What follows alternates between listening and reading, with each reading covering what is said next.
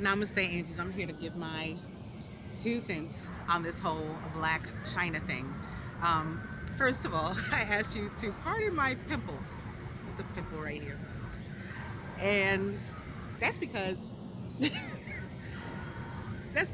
I still get my monthly cycle like a 16-year-old girl. So all the stuff that comes with it, including the hormones and the pimple, I still get that. I mean, I'm not complaining, it's a blessing, but I'm asking you to pardon the pimple. Also the fact that I never wear makeup, as in foundation and concealer and all that kind of stuff.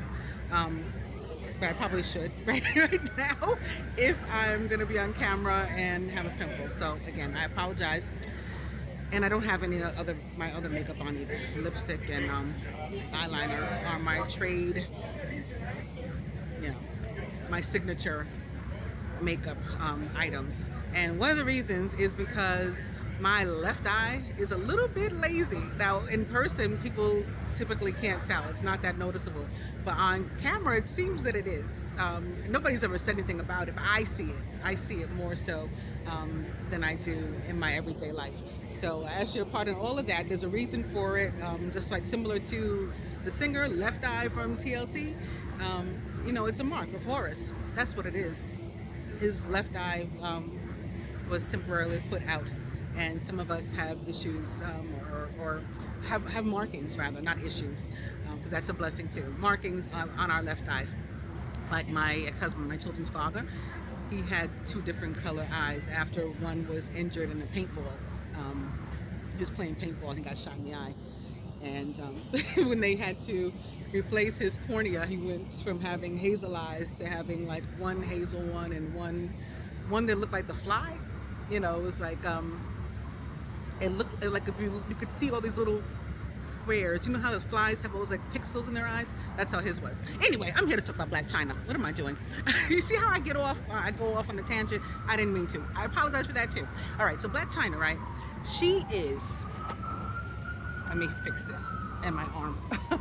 She is to us and to divine unions and what she represents.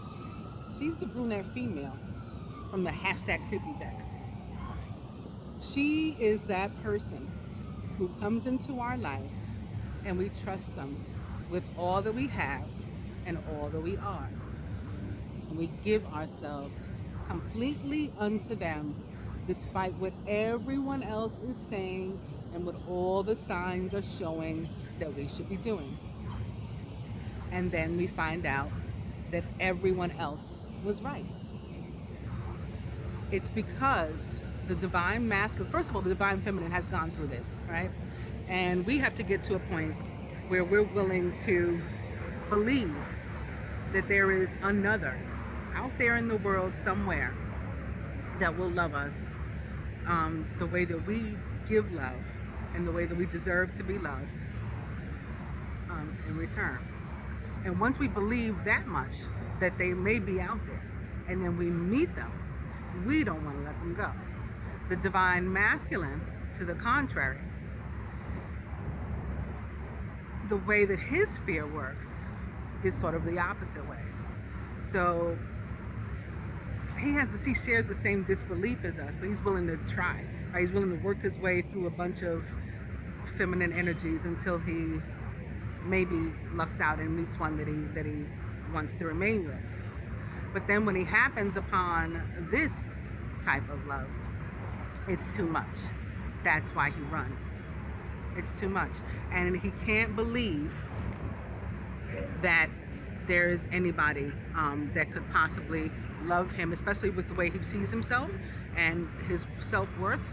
I don't have a good job, I don't make that much money, I don't live in that nice a house, I wasn't educated, to the extent that maybe feminine was. Females, and black females in particular, have like the highest rate of college education in the country. So that's one of the things where we like buck heads, as they say. So there's any number of reasons. His self-esteem is what it is, and his self-worth is what it is, and from where that stems. And so you add to that the differences between them. You know, it's like, well, it's not going to work anyway. I'm a Montague and she's a Capulet, you know, like Romeo and Juliet. Or, you know, I'm a Hatfield and she's a McCoy. I'm black and she's white. I'm, you know, Christian, she's Jewish or Muslim. All these different things. I'm tall, she's short. I'm skinny, she's fat, whatever.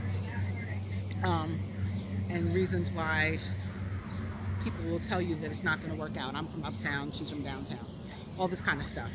And so you start to, although in your heart of hearts you don't believe it, the masculine, what will do is try to convince himself that that's true, so that he can pull away and remove himself from the situation and try to be somewhere else where he's not at risk of falling head over heels in love with somebody the way he did that other time, and being hurt again the way he was that other time. And the difficulty here is trying to prove on both sides that we're different, to one another, to ourselves, to these people that are in our ears. Because the feminine has it too. Feminine has people in your ear like, you're a what? In a divine union, or what? You're a twin flame, huh? Like, girl, you need to, you know, cut your losses and move on. This is what we all hear, and you know, similar to what the divine masculine is hearing. Like, man, you crazy. That girl don't want you. You know, she don't need you. She's doing well by herself, or she's doing bad by herself. You know, there's a saying. I was telling somebody on one of my posts the other day. Facebook friend out there, one of my clients and subscribers. She's from Italy. So saying, like, here in the United States, and especially at least among black families, particularly the women, we have this saying, I can do bad all by myself. You know, you don't need to be with somebody else for that. And so that's the idea. That's why we're hesitant. Like, it's like, I can't trust myself because I can't trust you. I can't trust you to not do what that other person did to me. For that reason, I can't trust myself with you, because I know how I feel about you, and I let myself get all wrapped up in you, and you play me. It's my fault. It's my fault that I fell for it again. Like, how quick, if ever, do you think Rob Kardashian is going to, you know, allow a woman to get that close to him, as close to him, and with him as deep as BLAC CHYNA did? You know, it will be a month of Sundays at least, I'm sure, before he's willing to go down that road again, especially after such a public breakup and humiliation and everything. He's not going to want to deal with that again. He's not going to believe that somebody else wants him just for him, especially if she's somebody else who would be considered socially, you know, beneath him again. They just want my money, they just want my fame, they just want my family's fame. They don't really want me. Or if it's somebody above him too, it's the same thing. This is what we all go through. You know, why would she want me? This must be bullshit, because this is gonna be the same thing that happened last time, because this woman doesn't need me. You know, she's got more money than my family. She's an heiress, or whatever the case is. It all applies. The same way it applies to him, it applies to us and to the divine masculine in our life.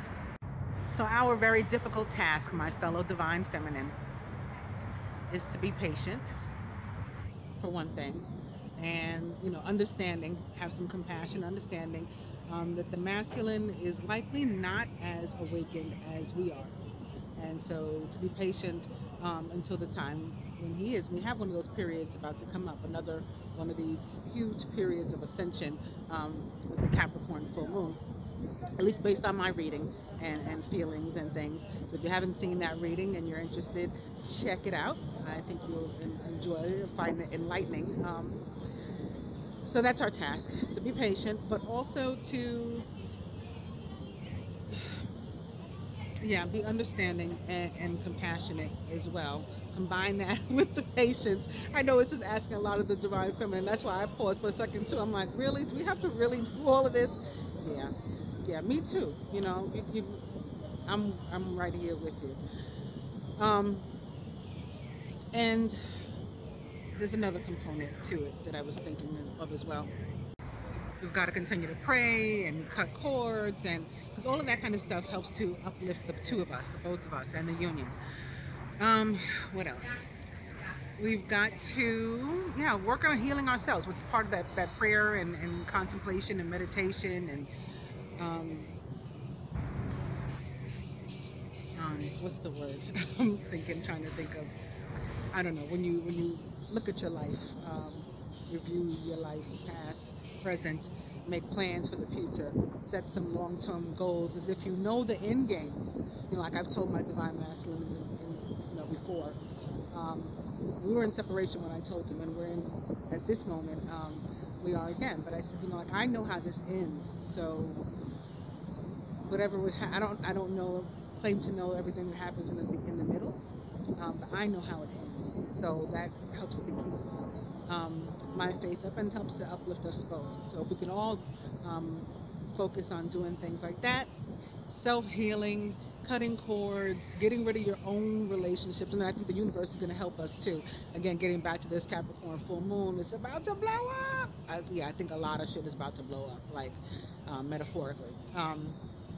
All kinds of toxic relationships finally coming to an end. I talked about that in my reading, saying that, you know, many of us are going to wake up like, you know, who am I, what am I, where am I, and what the hell have I been doing all this time that I've been fooling around with this? Because we're coming to the realization about, you know, the black china, the brunette female in our life, the fair male, whoever that may be or whatever that may represent, whether it's an actual person or just some other sort of negative energy in our life. Because another way that these beings come through, or this energy comes through, is in, you know, like an easy way out. You know, it's like easier in a sense to be in these other relationships. We're used to these people, they're used to us. We don't have to try to impress them, not knowing we don't have to try to impress our divine partner anyway, or either. Actually, that's the other thing I was trying to think of. We got to be honest. We got to be 100% wholly honest and in our truth at all times throughout the rest of this journey. Like, never lying about your feelings or trying to hide them, or trying to. And if you do feel that you're afraid of rejection, or you're afraid of like no response or whatever, then don't reach out in those times. Don't reach out in those times. Like, do a self-assessment and what you can take in that, because the only time that we should be trying to connect with one another as the divine feminine trying to connect with the divine masculine is when we feel that we're coming from a place of 100% pure unconditional love, you know, fearlessly, courageously, without any ego or, you know, being afraid of the outcome or anticipating the outcome that it's going to be bad. If you got any of that going on, then don't do it. Don't reach out. Other than that, do reach out if you've been nudged to. I talk about that in my full moon reading too. And speaking of the full moon, I think I'll be back on the 9th, live, doing some card pulls for you guys, the same way I did with the new moon. Namaste, angels.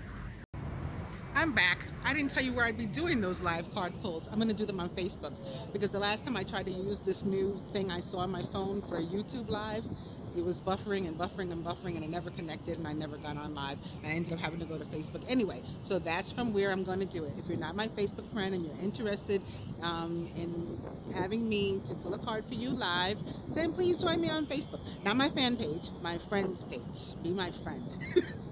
All right. Namaste, angels.